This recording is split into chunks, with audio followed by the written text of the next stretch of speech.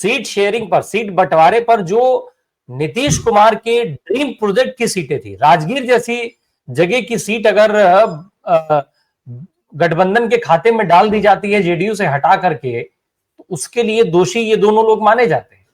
लेकिन आज की तारीख में जब अमित शाह जो बात कह रहे हैं वही बात लल्लन सिंह भी कह रहे हैं। लल्लन सिंह अगर ये कहें कि नहीं, नीतीश कुमार को मुख्यमंत्री घोषित करने जैसी बात नहीं है और ये पोस्ट इलेक्शंस अनाउंस होगा, इसको हम कितना सामान्य मान ले बिहार के लोगों के लिहाज से, अगर हम इसको समझना चाहें, बिहार की जनता के हिसाब से समझे और बिहार के इलेक्शन के हिसाब से समझे। मीनू मैम। जी देखिए, ये जो अमित शाह का जो नया बयान है, मेरे ख्याल वो ज्यादा प्रोमिनेंट है उसमें। बाकी लल्लन सिंह और उसकी भूमिका की उसके बाद चर्चा कर लेगी। देखिए, अमित शाह का जो बयान है वो कोई मतलब बहुत ज्यादा इसमें बहुत मतलब एक कॉमन सेंस वाला जो व्यक्ति है कोई भी वो समझेगा कि उनका कोई मंशा नहीं है नीतीश कुमार के नेतृत्व में सरकार बनाने का, अगर उनका बहुमत आ जाता है एनडीए का।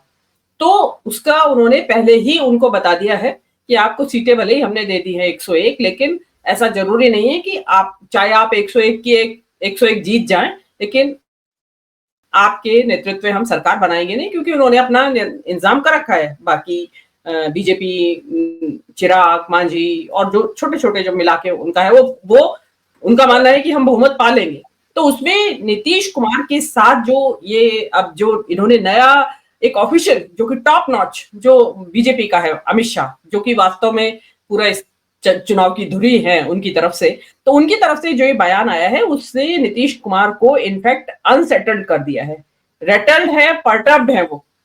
तो उसमें अब पता नहीं कौन कौन सी संवैधानिक युक्तियां वो ढूंढ रहे होंगे, क्योंकि ऐसी चर्चाएं हो रही है कि 11 तारीख के आसपास कुछ बड़ा संवैधानिक संकट पैदा होगा बिहार में। आई डोंट नो होगा कि नहीं होगा, लेकिन ये इस तरह की चर्चाओं का उठना भी इसका ये बताता है कि नीतीश कुमार को समझ में आ गया है कि इन्होंने मेरा जो कहते हैं ना राजनीतिक बरसिया पढ़ने की तैयारी कर ली है। और वो हो सकता है कि जो कहते हैं कि नेता तो वो बहुत बंजे हुए पके हुए पुराने चावल है, तो वो लास्ट मोमेंट तक, जिसको कहते हैं लास्ट डिच एफर्ट, वो छोड़ेंगे नहीं, जो भी उनके कुव्वत में होगा। ऐसी स्थिति में ये जरूर हो सकता है कि चुनाव का नतीजा आने के बाद नीतीश कुमार अगेन फिर पलटी मारे, क्योंकि अब उनको अमित शाह के रवैये से ये पता चल गया है कि एक मेरे हिसाब से बहुत बड़ी बेइज्जती है और नीतीश कुमार का एक तरह से उन्होंने अपमान भी किया है, तिरस्कार भी किया है। क्योंकि जिस पार्टी के कंधे पे चढ़ के आप वहां पहुंचे और आपने जगह बनाई बिहार की पार्टी में, आप अब उसी को लात मार के आपने शिंदे बनाने की तैयारी कर रहे हैं नीतीश कुमार का। तो अब नीतीश कुमार उनमें से तो है नहीं कि बहुमत आने के बाद उप मुख्यमंत्री बन जाएंगे शिंदे की तरह, वो तो संभव ही नहीं है। तो ऐसे में अब ये देखिए सारी जो कैलकुलेशन है या जो हम कुछ भी जो कहना चाहेंगे, वो तो सीटों के कितनी किसकी सीटें आएंगी ये तो उस वक्त पता चलेगा कि नीतीश कुमार का अगला स्टेप क्या होगा। रही बात ललन सिंह और संजय झा की, तो देखिए ये तो आप ललन सिंह का जो संसद में वो विभिन्न विषयों के ऊपर जो भाषण दे रहे हैं, उसमें वो कहीं पे भी जेडीयू की जो विचारधारा है उसको टो करते हुए तो दिखाई दे ही नहीं रहे हैं। जो उनकी लाइन है उनका तो बिल्कुल प्रो बीजेपी उनका स्टांस है। इनफैक्ट तो वो इंतजार कर रहे थे इन इलेक्शंस की, जो बिहार चुनाव विधानसभा चुनावों की इसमें, और उनको उम्मीद है कि नीतीश कुमार की पार्टी का वो परफॉर्मेंस होने नहीं वाला है और वो धीरे से अपना पाला बदल देंगे। हो सकता है कि ललन सिंह को लेके वही प्राइम चीफ मिनिस्टर कैंडिडेट बन जाए बीजेपी के, उन्हीं को बना दिया जाए, क्योंकि अंदर खाने क्या सेटिंग हो रखी है ये आपको किसी को नहीं पता है। तो जिस व्यक्ति के सामने इतनी बड़ी गाजर बीजेपी ने लटका रखी हो कि आप बस पाला बदल लीजिएगा चुनाव जीतने के बाद और फिर आपके लिए ये सब तैयारी है, तो उनको आप प्रेजेंट में वो नीतीश के लिए भले ही जो कहते हैं ना जबानी लिप सर्विस भले ही कर दे, पर मुझे नहीं लगता कि वो बहुत कुछ नीतीश कुमार के लिए वफादारी वाली बात। अब मतलब मेरा मानना ऐसा है कि नीतीश कुमार बहुत बुरी तरह से घिर चुके हैं। आप कुछ भी कहें कि बहुत बड़े चाणक्य है या बहुत राजनीति के मजे हुए खिलाड़ी है, लेकिन जब घिर जाता है नेता तो उस वक्त बहुत असहाय पाता है खुद को। मेरे हिसाब से जो नीतीश कुमार का जो पूरा गेम है उसको पलटने की तैयारी बीजेपी ने कर ली है और अभी कुछ भी हो सकता है। देखिए अगर नीतीश कुमार बागी तेवर दिखाते हैं इस मोमेंट पे आके, तो बीजेपी कुछ भी करने में समर्थ है। आप कुछ भी में बोले तो कुछ भी, हम्म। उसको डिफाइन करने की जरूरत नहीं है जी।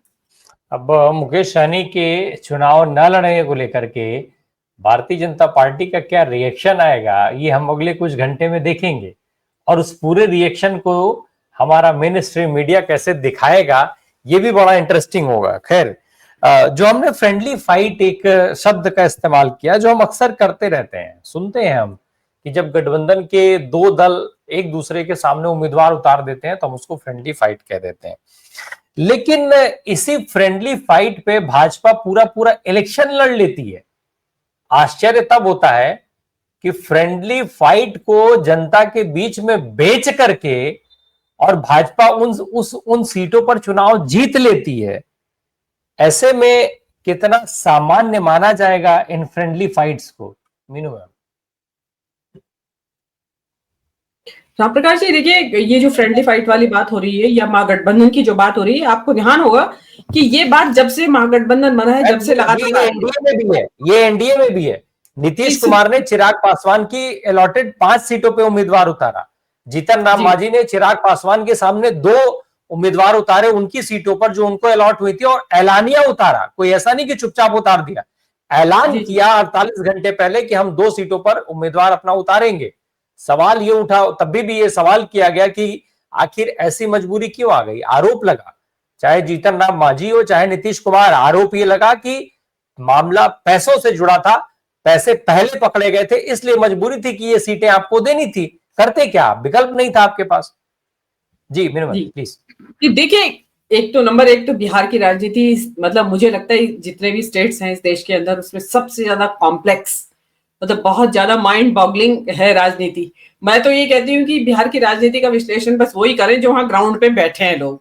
वो बाहर का आदमी तो हमारे देशों का तो बिल्कुल भेजा फ्राई हो जाता है इसके बारे में सोच सोच के।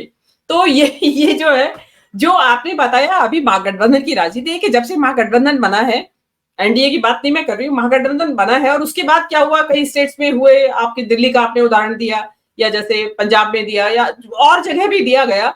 तो उसमें ये कहा गया कि जहां भी स्टेट्स में चुनाव हुए वहां पे महागठबंधन के सभी घटक दलों ने अपने अपने अलग अलग ये उतारे उम्मीदवार। लेकिन जिस वक्त लोकसभा का चुनाव आया तब वहां पे इकट्ठा हो गए। तो ये कहा गया, ये एक डॉक्ट्रिन टाइप कहा जैसे स्थापित किया गया कि भाई ये जो महागठबंधन है ये केवल लोकसभा चुनावों के लिए है। राज्यसभा विधानसभाओं में सुविधा अनुसार अपने अपने उतारे जाएंगे और स्ट्रेटेजिक होगी लड़ाई। अगर जरूरत पड़ेगी तो सभी पार्टियां अलग अलग, मतलब जिस सीट के ऊपर जैसी जरूरत होगी, जो अभी आप जिस सीट को डिस्कस कर रहे हैं, देयर इज अ प्रोबेबिलिटी कि वहां पे अलग अलग उतार के और भाजपा को कुछ उसमें नुकसान पहुंचाने की उनको उम्मीद हो। ऐसी उम्मीद हो सकती है कि एंटी भाजपा वोट इधर पड़ जाए, जो महागठबंधन के जो घटक दल अलग अलग उम्मीदवार खड़े हुए हैं।